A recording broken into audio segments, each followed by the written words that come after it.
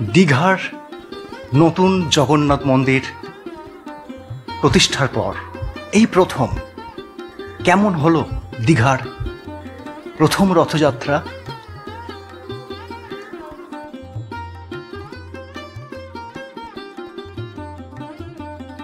দীঘার প্রথম রথযাত্রা দেখাবো বলে আপনাদের আমরা প্রচুর পরিশ্রম করেছি, তার ফল এই ভিডিও।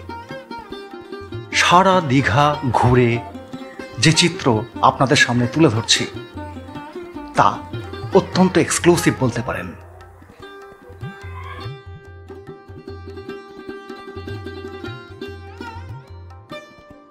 শুধু জগন্নাথ মন্দির থেকে জগন্নাথের মাসির বাড়ি নবনির্মিত পর্যন্ত যে রথযাত্রার পথ, সেখানে মন্ত্রিসভার বিখ্যাত মন্ত্রীরা তো বটেই, স্বয়ং মুখ্যমন্ত্রী উপস্থিতি সত্যিই চমকে দেওয়ার মতো সবকিছু। তবু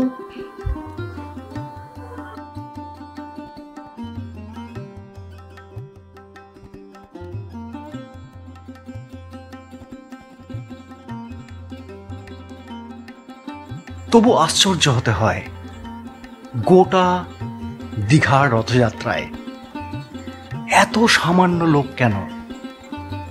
হতবাক হতে হয়, কেন হলো এমন পরিস্থিতি? তার উত্তর খোঁজার চেষ্টা করেছি আমরা, জানাচ্ছি।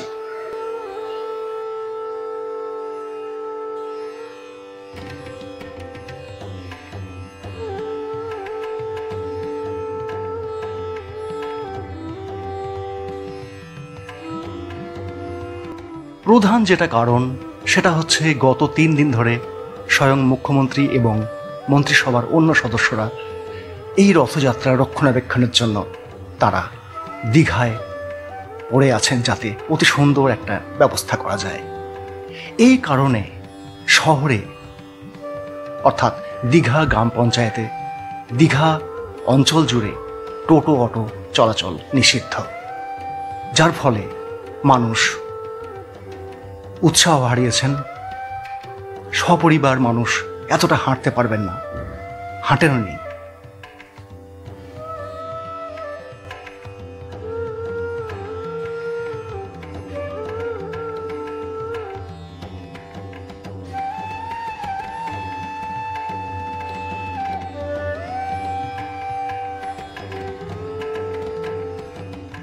স্থানীয় মানুষের নিরুৎসাহ এটা কিন্তু অবাক করেছে আমাদের।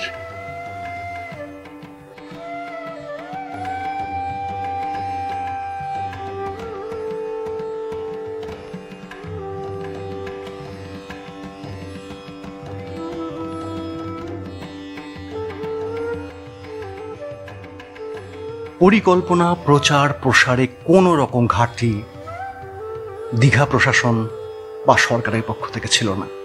তবু মানুষ কেন উৎসাহ হারিয়েছেন এত তাড়াতাড়ি? যে রথযাত্রা একটা বেঞ্চ মার্ক হতে পারত তা কিন্তু হয়ে ওঠেনি। তবে এটা আশা করা যায়, উল্টো রথ পর্যন্ত একটা ব্যাপক ভিড়ের চান্স রয়েছে, যখন এতটা নিরাপত্তা থাকবে না।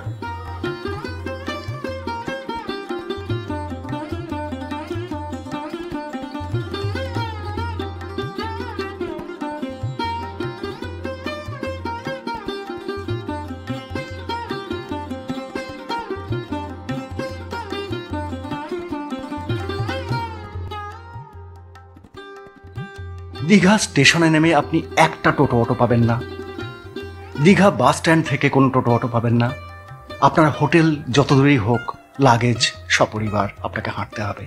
এই পরিস্থিতি আজকে এই রথযাত্রাকে ততটা ঐতিহাসিক করে তুলতে পারেনি। আশা করা যায় নিশ্চয়ই সেই ঘাটতি পূরণ হবে সামনের কিছুদিনের মধ্যেই। উল্টো রথে সেই সাড়া পাওয়া যাবে।